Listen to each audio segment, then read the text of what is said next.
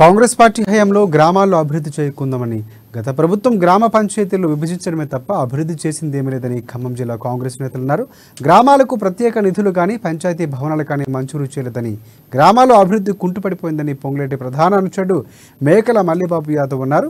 ఇక పండితాపురం గ్రామంలో ఆయన గ్రామ సమావేశంలో పాల్గొని మాట్లాడారు. ఇల్లందు ఎమ్మెల్యేగా కోరం కనకయ్యను గెలిపించినందుకు ధన్యవాదాలు తెలిపారు. ఇచ్చిన మాట ప్రకారం గిరిజన తండాల అభివృద్ధికి నిధులు తీసుకువస్తామని, గ్రామాల్లో అభివృద్ధి చేసి మాట నిలబెట్టుకుంటామని ఆయన తెలిపారు. ఎంపీటీసీ పరిధి గొమ్మినేపల్లి మరి వికదండ గ్రామ పంచాయతీలను అభివృద్ధి చేసుకోవాలి. దాంతో పాటు ఈ మండలాన్ని అభివృద్ధి చేసుకోవాలంటే మనమంతా కలిసి కూడా మన గతంలో ఏం జరిగినా కూడా మరి ఇప్పుడు అవన్నీ మర్చిపోయి మీరంతా కలిసి 3 గ్రామాలు కూడా రేపు అత్యధిక మెజార్టీ తీసుకొచ్చి గ్రామ పంచాయతీని కూడా గెలిపించుకోవాల్సినటువంటి అవసరం ఉన్నది.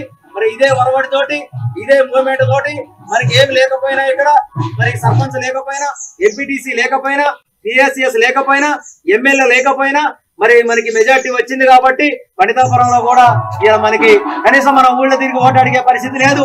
మనోళ్ళంతా భయపడతా ఉన్నారు. అయినా సరే మనకి పండితాపురంలో కూడా 3 నుంచి 350 ఓట్లు మెజార్టీ తీసుకొచ్చారు.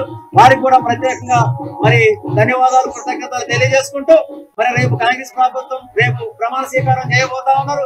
ముఖ్యమంత్రి రేవంత్ రెడ్డి గారు, మంత్రులు కూడా ప్రమాణ స్వీకారం చేస్తా ఉన్నారు.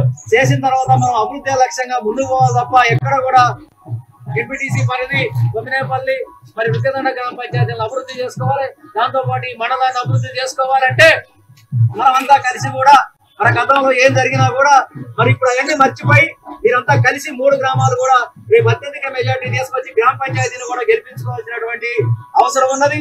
మరి ఇదే వరవడి తోటి, ఇదే మూవ్మెంట్ తోటి మనకి ఏమి లేకపోయినా, ఇక్కడ మరి సర్పంచ్ లేకపోయినా, ఎంపీటీసీ లేకపోయినా, టీఎస్ఎస్ లేకపోయినా, ఎమ్మెల్యే లేకపోయినా మరి మనకి మెజార్టీ వచ్చింది కాబట్టి పండితాపురంలో కూడా ఇలా మనకి కనీసం మన ఊళ్ళో తిరిగి ఓటు అడిగే పరిస్థితి లేదు. మనోళ్ళంతా భయపడతా ఉన్నారు.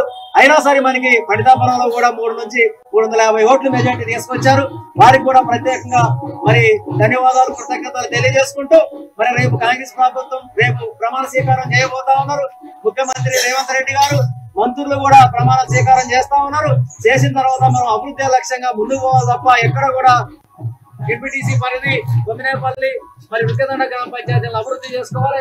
దాంతో పాటు ఈ మండలాన్ని అభివృద్ధి చేసుకోవాలంటే మనమంతా కలిసి కూడా మన గతంలో ఏం జరిగినా కూడా మరి ఇప్పుడు అవన్నీ